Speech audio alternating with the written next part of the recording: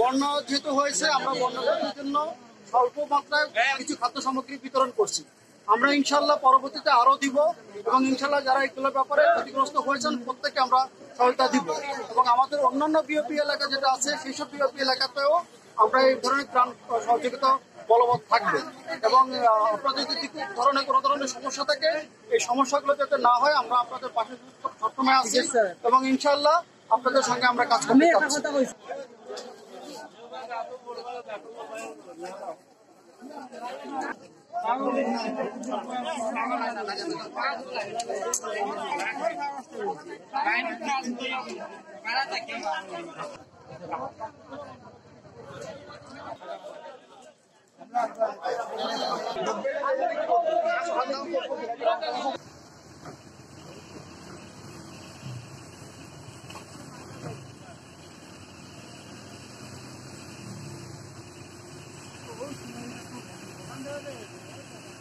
camera